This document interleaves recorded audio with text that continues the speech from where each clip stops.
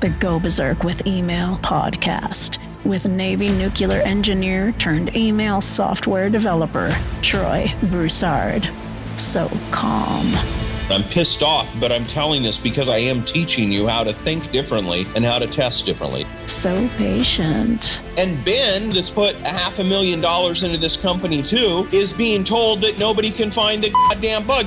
So charitable. I'm going to start paying bounties every time somebody finds a bug. We're going to deduct $10 for that week. So trusting. Do not assume that anything works. Assume that nothing works. And so sweet, it makes sugar taste just like salt. I want to play into the sexiness of marketing automation, but I also want to slap the complexity of it. The Go Berserk with Email podcast begins now. All right, I think we're going to have some fun today. Are you going to be calling out some shameful behavior, making people feel bad? Oh, absolutely. Absolutely, man. Absolutely. This is what they tune in for, right? Oh, please, this is what I need. Troy, shame me. You know what, man? It all goes back to an international trip I took down to Australia. And, you know, the Australians, they have an interesting way of butchering the English language, but I like it. I actually prefer the way they butcher it as opposed to how we butcher it. So it's a language that deserves to be butchered anyways. So Australians have this really unique way of pronouncing fear, and it doesn't have an R in it. I don't know how they just remove the R, but it's FIA. It's FE-AH. FIA. That's the way it always comes out when you hear an Aussie say fear. And you know, this is what this topic comes back to. And I'm just remembering, you know, being down there and hearing somebody speaking on stage and laughing about them pronouncing fear, because it was hilarious to me as an American, right? And it took me a couple times to even understand what the hell he was saying, but I finally got it. And, you know, when it comes to why people don't email, it really comes down to fear. And, you know, some of them are real, and some of them are just bogus. And so I wanted to kind of go deep on what I see to be the three most common fears that people have about writing daily email. The first one, you know, let's just start the slapping session right now. So we're going to get the first one out of the way. The shameful slap is an excuse. The first one is an absolute excuse. And that is the fear that they don't have something to write about. This is the biggest excuse I hear all of the time. And, you know, we've talked about it here in other episodes of the podcast. We've talked about this concept of the reason people struggle with writing is they're trying to combine the actual task of writing with the idea of what an email is about. And they sit down with a blank page and have no idea where to go. But if you have a list of ideas, and if you're just building that list all the time, I do it on notes on my phone, in the bank while I'm waiting in line at the teller, an idea pops up, I just add it into my notes file. So I've got an idea for a podcast episode or a topic of email, etc. Right? Well, if you can separate those out, then that's the first thing, because now sitting down, you don't have to think about something, because thinking about what you're going to write about, that's the hardest part. Once you have a topic, and especially if you have a surplus of topics, don't have one or two on your list, have 20, because now you can scan through that list, find the one that calls out to you, that inspires you in that moment, think about it for a second, and boom, just go at it and start writing. So this is the first part of it, right? Is the structure. I think that when people say they don't have something to say, it's just an excuse. Man, these are the same people that if you ask them to talk about their product, will talk your ear off. They'll chase you down the parking lot. They won't stop talking. You're like, okay, I got it. Thanks. I'll see you next week. You know, leave me alone, man. They won't stop talking. But then when it comes to writing an email, bro, I've got nothing to say, man. I don't know what to write about. it's lame. Okay. So you've got to just realize that an email is just conversation. I think so many people have made this so difficult that they've turned it into you have to be some kind of master copywriter to write good email. And that's just utter and complete nonsense. You just need to tell a story. You just need to talk and relate to people. And that's something that's really easy to do. So if people are really struggling with that, it's usually because they don't have a list of stuff to talk about. That's the first thing. But then the second thing is they probably don't have a good mechanism for just easily getting content out. And if they're not a really good typer, then that is probably not the best mechanism. If you're not really good where you can sit down and type at least like 60 words a minute or something, if you can't do that typing, then the technical aspect of typing is going to interfere with the creative mind of writing the content. And so then what I recommend people do is just to remove the friction, take the writing and the tech out of the way, and instead audibly write your emails. Simply record them on your iPhone, use an AI app to, transcribe it or something and edit the transcription and send it out that way. Because then you'll be able to get the content out really quick. And honestly, you can write an email in about 3 to 5 minutes audibly. It doesn't take long at all, and another 3 to 5 minutes of editing. I can do this in less than 10 minutes an email and audibly write. And as you well know, Jonathan, my emails tend to be rather long, and I can still do it in less than 10 minutes. So if you're struggling from this self-infliction, right, this fear of not having anything to say, there's a couple of ways to get through that. Does that make sense? Yeah. Absolutely. And I'm as you're saying it, the thing that keeps coming to my mind that takes the pressure off for me is I look at this as assembling. And so if you have a story and you have a headline and you have something to promote, it's just picking those things and putting them together. It's not actually writing, it's just putting the pieces together to communicate. Well, you bring up another good point because there's another piece of friction that people have there. And again, it's because they've just been I was just going to use another word, but they have been mind altered, let's say that, to believe that they have to have these cute, clever titles. And so people get stuck because they try to write the email subject first. Don't do that. Make the subject last. Just get in the flow of writing. Just put a topic in there. Don't think of it as a subject that you're going to send out. Just put like a topic or a word or a theme that gets you thinking. Go ahead and write the email, then come back and pull out. Because what you'll find is you probably, especially if you're doing it audibly, you'll say something goofy just in the way you naturally talk, that you'll have a great little line that you can pull out of the email and use as your subject. And so a lot of people try to approach this linearly, where they want to write their subject, then 2, they want to go do the email, then whatever. You don't need to do that. Just start with the content, get the content flowing, and then pull out a good subject line. So I'm glad you brought that up. That's another good little tweak there. That piece right there, and I think that speaks to the momentum of the email, right? Because you've got this whole story, and you're able to pluck that thing from deep down in the story and use that as your title. You've already got momentum set up in that, and I think it's a beautiful way to get your emails read. And every time I violate that rule and write what I think is going to be a clever subject first and spend time doing that and then go write the email, I end up changing the subject. I end up going back and changing it because I didn't like it. It didn't align with where the story went. Yeah. So instead of trying to shape the direction of the story, write the email, and then just pull the quote out for the subject. That. Much faster, much easier, much more aligned creative energy to do that. Now, that whole issue I am going to chalk up in the excuse category, because it really is an excuse. It's really not a problem. It is something that you just have not wrapped your mind around an appropriate approach to writing content. And if you do that, you will never have issues writing content. I never have writer's block because I've got literally, here, let me just pull it up. I'm going to, we're not on video here. Right. You're not being truthful. You had writer's block before we started recording today. Yeah, but what did I do? I went to my list. Yeah, you dug deep in the list. I went Yeah. to my list, right? And we found 3 of them to go from. So I do practice what I preach. I may BS it a bit, but I do practice it. And that's where we struggled today is I didn't have enough things on the list because, we're coming up on a special magical episode number. But look at how many notes I have in my here. Yeah. Folders and folders, right? Yeah. Right. So, this is okay. So read that number. How many in the all iCloud notes? 1185, 1,185.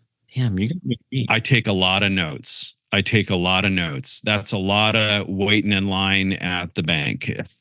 What do you go to the bank for? What people don't use banks anymore. Unfortunately, a lot of the stuff I do, I still have to go to the bank. So my story bolt only has 324. I'm shameful. Well, there you go. So, all right. So let's get into the second one. The second one is a legitimate problem. Okay. This is a true problem. And that is people will tell me that, they're giving all kinds of excuses, but when I break it down to why they're actually not writing, it's because they're afraid of selling in their emails. And what that really comes back to is a lower level lack of belief in the product that they're selling, the product or the service. So I'm struggling to write content, fear that they have is really driven by a lack of belief. And this is a true problem because you can't sell something you don't believe in. And a lot of people are trying to, build the canoe going down the river, and it doesn't work very well. You're better off if you have a canoe to get in when you get in the river. And, you can't just go out there and not have something that you believe in, something that you're passionate about, something that you want to do, something that you're good at. If you're just fumbling around with your content, fumbling around with what offers to try, fumbling around with what to sell, there's no real belief in that. There's no real passion in that. There's no energy. You're just always going to be trying to swim upstream in the effort of getting content out because there's nothing in alignment. All right. And so this is truly a big problem. And it really comes down to lack of clarity in the business. They simply don't know what they're trying to do. And so they're trying to do anything, trying to kill it with effort, but it's not inspired effort. It's not aligned effort. It's just effort. And that doesn't work. It just doesn't come across. And so, if you're struggling with this, you've got to get to the core issue. Is it that you're not believing in your own ability to sell? Is it that you don't believe that the product is worth what you're selling it for, or the service is worth what you're selling it for? Or is it that you're just not passionate about the product or service in the first place? And, get real with yourself about that, because the thing of it is, people try to solve the symptom instead of curing the problem. They go after treating the symptom over and over. I'm having all these issues with writer's block. I can't think of how to say. I don't know how to sell. That's a symptom. It's a symptom of an underlying problem that is a misalignment with your passion and energy and clarity of what it is you want to do. That belief isn't there. If the belief isn't there, then everything else is going to be hard, right? So I think this is one of those where it is a legitimate problem and it's a big problem, and people really need to do some soul searching. Personally, I drive to the ocean and go hang out on the beach. And, that's what I love about Florida. I'm about 45 minutes away from the beach anywhere I go. And that is a beautiful thing. And that's inspiring to me. So find what's inspiring to you. Maybe it's hiking in the mountains or whatever you got to do. Go for a long bike ride, but get some clarity on what the belief struggle is that you're having. Is it a belief in selling, or is it a belief in the product itself? And cure the damn problem. Quit trying to treat the symptom. All right. Quit trying to treat the symptom. Now, so we had an excuse and a problem. Now what do we have? Well, the last one is a hybrid, because the last one could be an excuse or a problem. All right. And this comes down to lack of confidence of what to say. So they've got a product they believe in, and they're good about getting content going, but they just have a hard time completing it. They have a hard time getting it done. They're micro-analyzing themselves. They don't have the confidence. And, this can be a couple of things. One of them, it can just be an excuse. It can be where they're trying to kind of self-defeat the process by just creating judgment of others, of what people are going to say when they read their email, of wondering if the quality of the email is good enough, if their writing is good enough, what their brother that's on their email list is going to say, what their mother's going to think. Do you know what I mean? Like they're sitting there and they're imagining all the objections and the judgment that they're going to get. And they don't have confidence in their own writing ability to just do it. So this one is tough.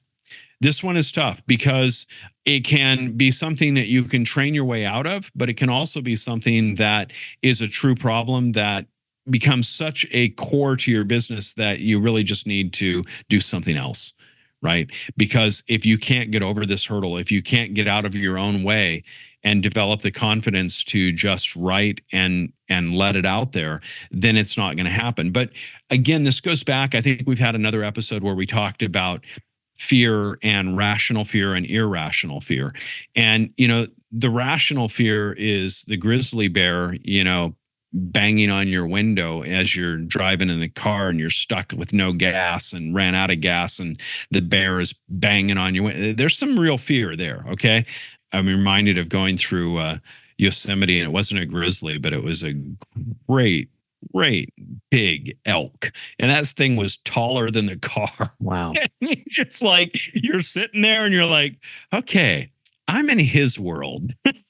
And you just slow down, you just stop, and you just wait. I think we were there for like 15 minutes just waiting for the elk to decide that he didn't want to screw with us and went on his own way. But, there's rational fear and there's irrational. And unfortunately, most of the problems that we have as entrepreneurs, as businessmen, as marketers, most of them are created in our own mind. They're delusional and they're irrational, right? What is the great big fear of sending out an email? If it doesn't work, you just send out another one the next day. Learn from it, okay? Oh my gosh, somebody might reply and complain. Who cares? Who cares? That's a gift. It's a gift, right? It's a gift. How did we just start the last podcast? It was with some goofball comment about writing a 4-hour email. So, that's just a gift. It's the gift of content. So I think that with anything, the key here is if you put together a process, and we've taught in one of the other episodes about kind of my 3-step process to email writing. It's really, really simple. So go back and review that. But if you just follow that simple process and then just focus on speed and iteration, get a lot of emails written, get your reps in. Okay. Rocky had to do a lot of push-ups. Get down, drop and give me 20. Go write 20 emails. And when you're done, go write 20 more. Like, get your reps in and focus on speed, which is why Berserker Mail is so focused on speed. The interface and everything that we've done from the design standpoint is geared around speed and efficiency so that you can be effective instead of just majoring in the minors all day and farting around with 4-hour emails with images. We just don't go there, Jonathan. So that's my wrap, man. That's the 3, and that's it. All right. What do you have coming up for us next time, Troy? We're going to talk about building a buyer's list, and we're going to talk about this in a little different perspective because most people think that a buyer's list means that somebody spends money to get on your list, and that's really not my definition of a buyer's list. So we'll have fun. All right, here we go. That's right, man. You know me. I always got to redefine things. So we'll have some fun with it. All right. That is a wrap for another Go Berserk with Email show. Thank you for tuning in. We'll be back in your earbuds next time. To get a free Berserker Mail test drive with no credit card required, go to startmytestdrive.com. From there, you can play around inside the platform without pressure. Load up emails and campaigns to see how simple the interface is and get comfy with everything before deciding to join. That's startmytestdrive.com. This is thepodcastfactory.com.